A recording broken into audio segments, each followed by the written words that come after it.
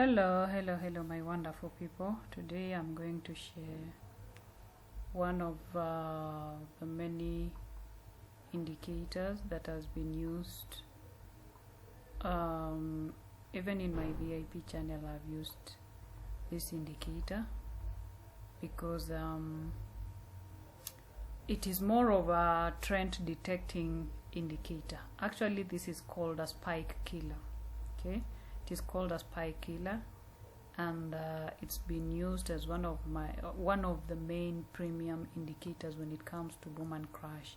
Though it's not only limited to boom and crash, you can use it as well with other indices. This is an MT5 PC version. Okay, so specifically we've been calling it a spike killer.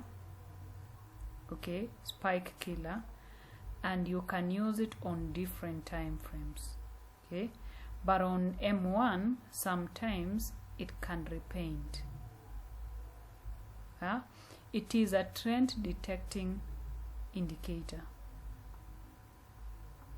I think you understand when I say trend detecting indicator. Like, check here, the indicator says a spike will come, and from this point starts spiking going up. So how I usually use it, if I'm on M1, if the indicator is showing red for downtrend, I don't try to maybe try to catch more spikes at that time, until at least when it will show me an up sign for an uptrend. That is when now I will come and employ something else like the TDI to catch the individual spikes. Okay, and the best spikes comes after the indicator has shown that a spike is coming, and then it will spike at least first phase, these two, return to the base of the TDI, and then the second phase is where you start getting very good spikes, like from this point. Okay, because generally at that time we've broken the trend. This is moving average 200, the one that is above us, moving average 200. So anytime you will find this trend direction indicator showing, you will know that we are in the process of moving from downtrend to uptrend. Okay, it is change of trend. And it will work best if M1 and M5, which is this here, are concurrent. Okay, let it load. Are concurrent. Like you see on M1, our change was exactly where it is on M5. So when you see such, you will know that the trend has really changed in that direction. Check here, it showed a downward trend from this point. And from that point, you wait for the first phase, like here, for the trend to reset itself and come and retest that point, this point here. Then from this point, the market baseline, you can now start riding the trend if you're on M5. Okay, if you're on M5, you wait for the first phase until it comes and retests the middle market baseline of the TDI. Then from there, you just ride with the trend going down. That is how you use it on M5 and M15. But on M1, if you are to do it on M1, let's wait for it to load. If you are to do it on M1, every time you will see here that the trend is changing, you can always place like immediately. Okay, you can always place like immediately and take something like 15 to 20 candles and you're out. If you're on M1, place immediately, you see trend change direction, and take between 15 to 20 candles and you're out. Especially because trend change always comes when these stochastic, not really stochastic, these oscillators of the indicator are full, like this point here and this point here.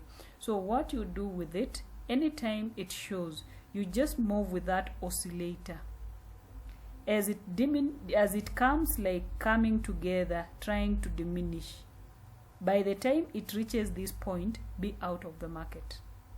Okay, so you just take these candles as it is showing you here. By the time this first, as they are meeting before they start moving out again, so exit at this point. Okay, as long as the trend, this indicator has shown that the trend is going to change. Okay, so but mostly it is very sweet on M5. Of course, even on M1 it still works, but don't follow too much trend on M1. Okay, because at this point you will see it is saying it is downtrend, it is red here for downtrend, but around this point you would not have gotten anything if you were still scalping, because you move like 10 candles and then it spikes on you, you move 10 candles again, it spikes on you.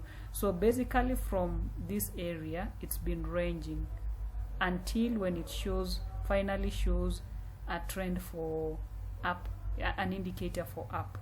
Okay, so how you use this is, if you're on M1, make sure anytime it shows signal for change of direction, place 15 to 20 candles and be out until at least when these oscillators are coming together, like here.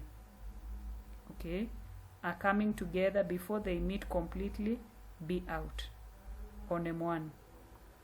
For M5, wait at least it retests and then come and catch at the market baseline. That is for M5.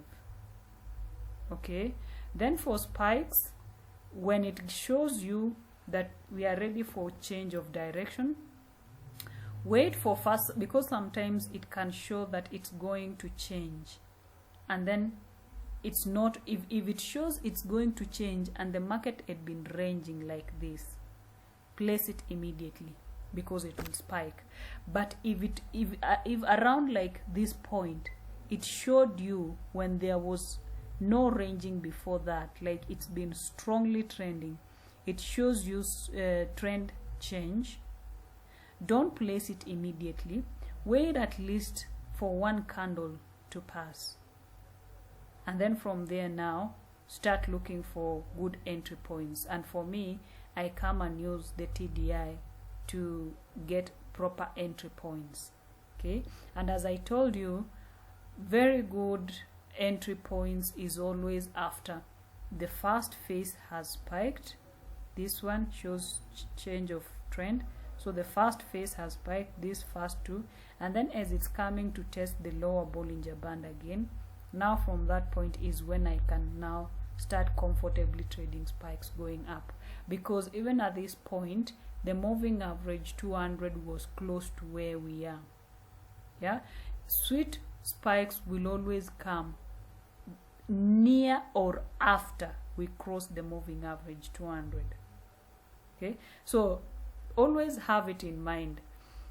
When we are going concurrent to the moving average 200, it tells you that the trend is very strong, and as much as it is spiking from this point to this point around this area, but it won't be very big spikes because the trend has still been very strong on against us.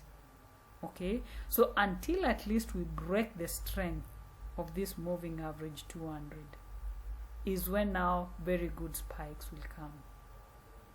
That is why I'm telling you, every time it will show change of trend direction, wait for this first phase, the first two spikes to go, and then come and catch it on the next retest.